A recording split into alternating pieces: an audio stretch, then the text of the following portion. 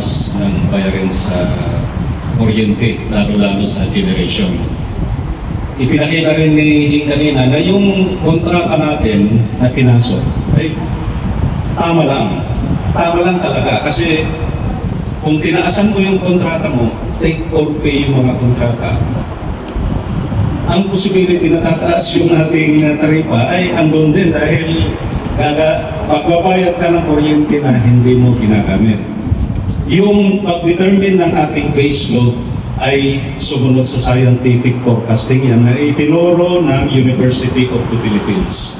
Lahat ng electric cooperatives sa Region 8 ay tinuruan ng University of the Philippines para sa load forecasting. At pinakita naman ni Jing kanina na doon sa load forecasting na ginawa nila, tamang-tama yung 2026 ay 22 megawatt talaga dun yung bandon. Yung optimal amount of power na ikukontrata natin.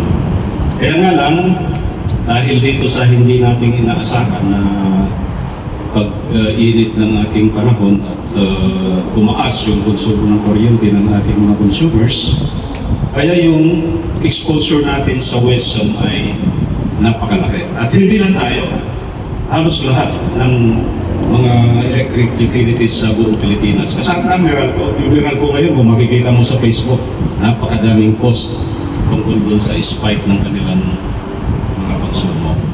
So, ang bagay na ito ay, it is, sabi ko kanina, a national concern na dapat may mga patakaran sa mga regulations na ma-revisit siguro, mabago. Dahil sa tingin natin ay parang yung objective ng IPERA na sabi pabababain yung presyo ng kuryente, lalo namang tumataas. Ang isang medyo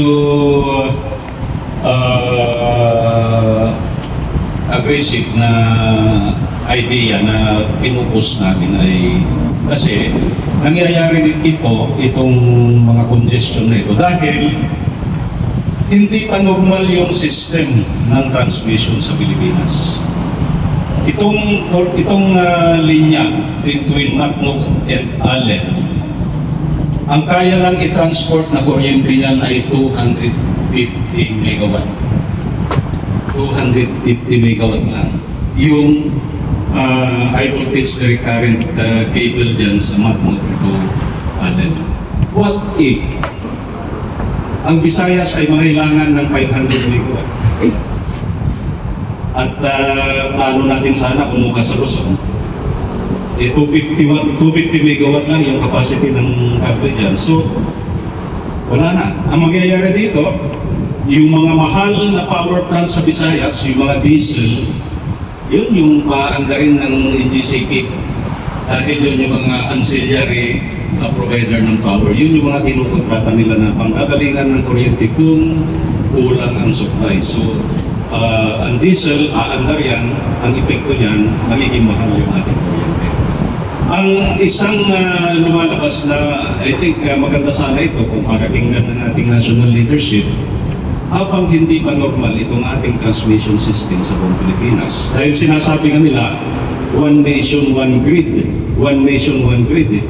Ibig sabihin, sa buong Pilipinas, isang grid lang yan. Parang isang tubo lang ng tubig na dumaan from Luzon, Visayas to Mindanao.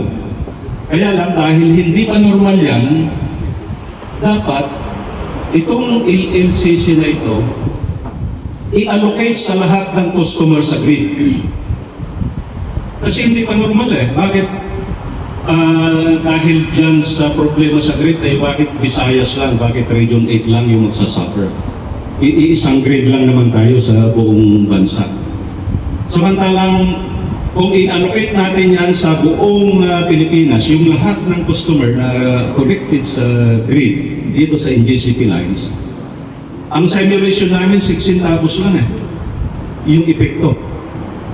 Kasi ang kwenta is ang konsumo ng lahat ng consumer na connected sa grid ay 8.4 billion kilowatt hour.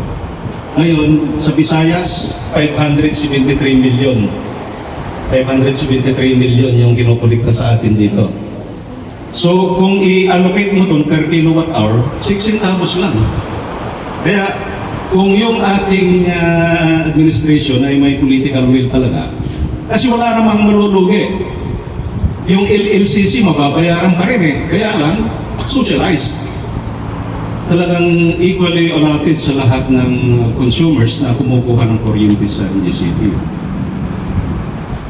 Yung mga babayaran, dahil dito sa LCC, makukuha pa rin naman eh. Dahil magbabayad naman ng 6 centavos per kilowatt hour eh, ang lahat.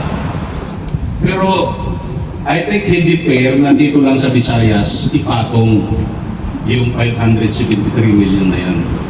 Kung may magsabi siguro sa ating Pangulo na dapat i-allocate na lang yan sa buong Pilipinas para walang problema. Masolve ang problem eh, kung mayroon sana. So, isa yan sa position paper na isasubmit namin sa ating national government.